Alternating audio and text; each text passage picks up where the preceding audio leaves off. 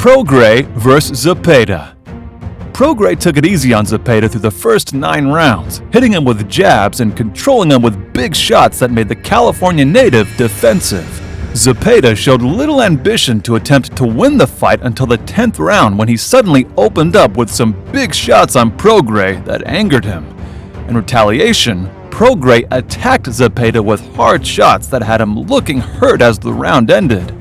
In the 11th, Prograis, still angry from the previous round, continued to pour it on, hitting Zepeda at will with shots, sending him to the deck to get the stoppage. The referee, Ray Corona, officially halted the contest at 59 seconds remaining of the 11th. He started a tag from his mother and said it's something that he wants to not more. I think Prograis might have gotten hurt there. Learns from Hector. He's got that. Marvin let the guys, he broke the guys down mentally as well. Zepeda's bleeding outside of his right eye. Thank you very much, Mike. Mike Rodriguez, one of the best coming in the business, as Prograis just tags Zepeda going backwards. Yeah, he's giving angles right now. He's giving angles. He's there, he's not, he's throwing body shots. He's throwing angles. He's moving around him. The division average here at 140. Make this a physical fight, eye contact, high volume, and make it the proverbial dogfight. Well, now we're going to see if the corner Zepeda. He needs to be able to make some changes because he wants to trade with Regis. Like at that point, he landed some good shots to get out of the way. His ringside patrolling the corner. Mike, what do you have? Go left hand. Yeah, I was over there talking about he bent head trade. Regis program. There's a left over the top. I know he felt Regis' power. And if Prograis runs into something, great. But he's not going to take any chances. To her opponent, Evelyn Bermudez. That's not been the case with Zepeda. Zepeda is trying to sort of conserve energy and have that final burst in those final championship. Can't change speeds. I don't think he can change. There's a left over the top. He's staying on the outside. Smacked off the skull of Zepeda. And now Prograis is starting to go to work. And he's got Zepeda. Especially in this. Big power. Here's Zepeda. Here's his moment. He might have buzzed Prograis. And the crowd making noise.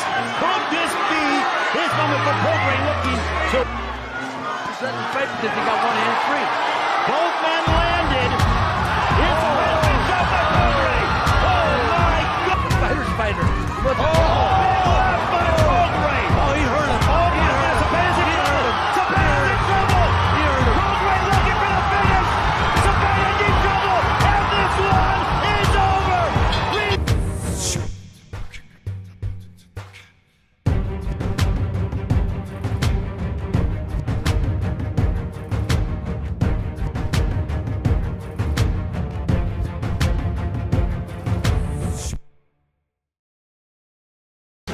Spence vs. Ugas. Spence controlled the pace of the fight, but in round 6, Ugas connected with a left hand followed by a right that sent the distracted Spence careening into the ropes for what could have been called a knockdown. After that, Errol began to attack far more aggressively during the following round and took control of the bout after he buckled Ugas with a left uppercut.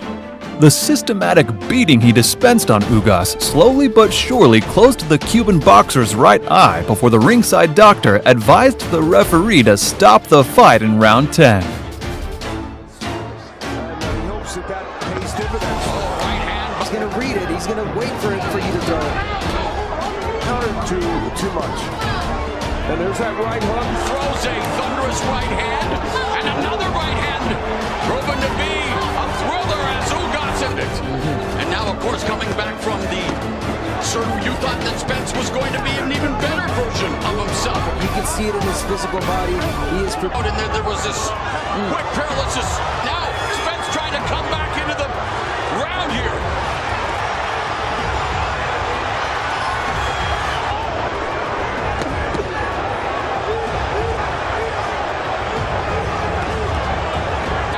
What do they have in store for us for the second? They gave it to Spence and he got no jabs.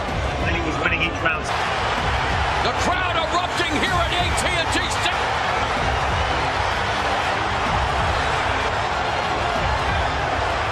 In his career, his face beginning to... Way to come back in this round for Errol Spence, really. As good of a guard that Ugas has, those uppercuts. He's dormant offensively. Meanwhile, they've combined, knocking down. Ugas left hand over the right hook. The variety of punches and the variety. And Errol Spence Jr., this kind of crowd in a venue this size, he is putting on this kind of assault by Errol Spence Jr. Uppercut. And it's over 45. It is all one-way traffic. He's slowing his legs, Abner. He is a punch, trying desperately to fend off. Split decision. He's been in close fights. Between. Final minute of the ninth, and back comes. And gaps for him to land. Reason he's been a staple and something major. And a reminder to people. An upper to absorb. I don't think much by now. Well, I'm shutting down the title reign of your Denny.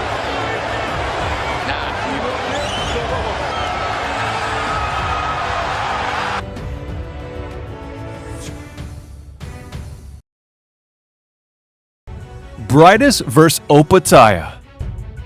Opataya led the action in the early rounds, landing at will with a straight left hand that Brightest took far too long to solve. Opataya seemed to take full control when he tagged Brightest with an uppercut late in the fourth that broke the nose of Brightest. But Brightest rallied hard in the 7th and 8th, picking up clear rounds with quality inside work and power shots. Opataya got back to the straight left in round 9, but Brightest shook him up with a heavy punch in the 10th. Things took another dramatic turn when Brightest ruined Opataya's jaw in the 11th. The judges had it 116 to 112 twice and 115 to 113 for Opataya. Left hand, it's coming, the left hand. Morris, the jaw off the top. Title right. Chin of granite. Guy goes backward, and now he comes to a time.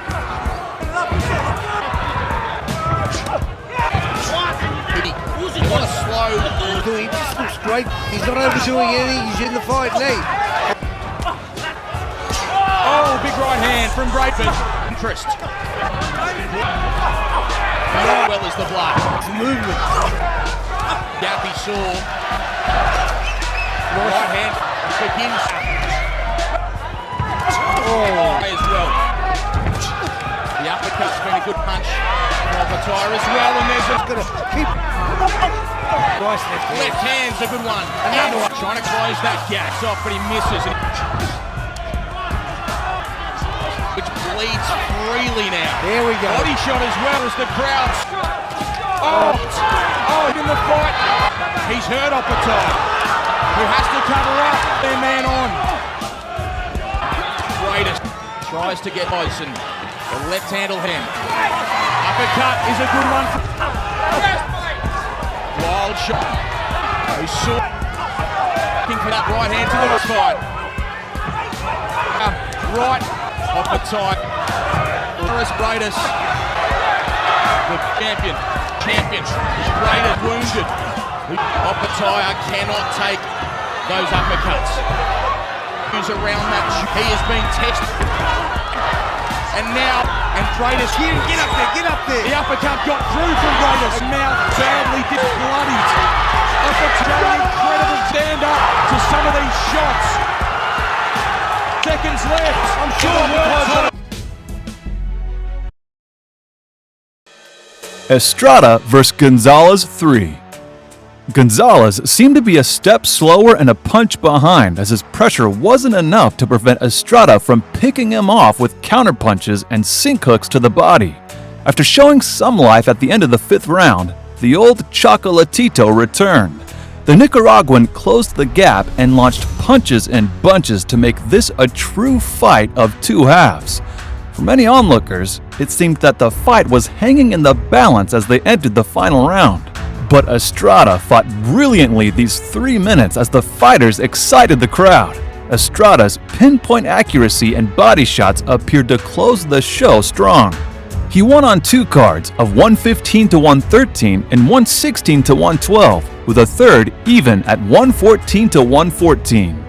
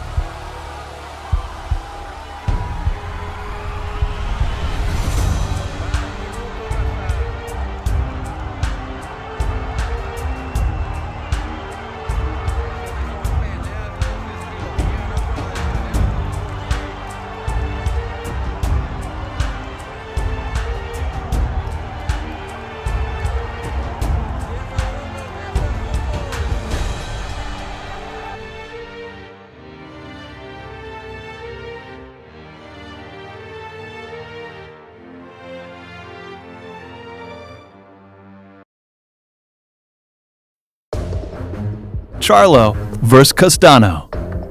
After a contentious draw in their first fight, in which many had Castano as the victor, the two champions agreed to a rematch 10 months later.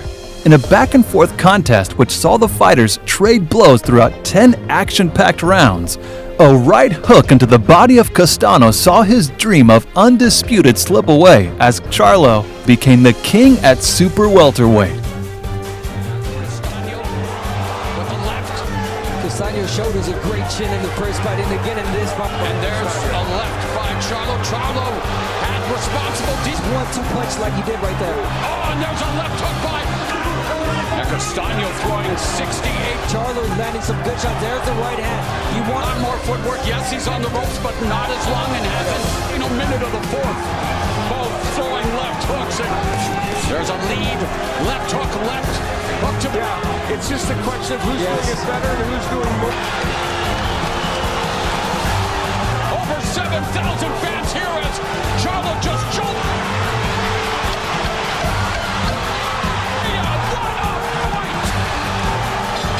Left hand down. Castano's game that's a little underrated, but he can get it in there. Working a good rate. Now, if you're Charlo, you want to Kind of counteracts that a little bit. Charlo trying off the ring and keep Charlo corralled. There's a jump. but you're tiring yourself a lot. First 3 to Charlo, the next 3 to Castano. It seems like when they broke. Castano has been doing well. What would you like to see him do more of? Charlo's not throwing it as much because he's scared of getting hit with the right hand. Oh, Except for that right hand. You do it again, it's right there. Jab that split the guard, 3-punch combo. Castano has Charlo corralled in the corner. Pretty sneaky, good right hand. And there's a The ropes. In the last several rounds, Charlo has Castano in the center of the ring where Charlo pushing forward in the last several rounds. Has he? the final rounds on the judges' scorecards. Already clipped again with the left hook upstairs. And another double on Charlo either. Of course not. But Castano, scorecard suggests Castano. we're talking about the defensive side from Charlo. Combination by Castano. Using the whole Castano normally is good at cutting the ring off. Hasn't been able to do that as well. yourself in for the uppercut.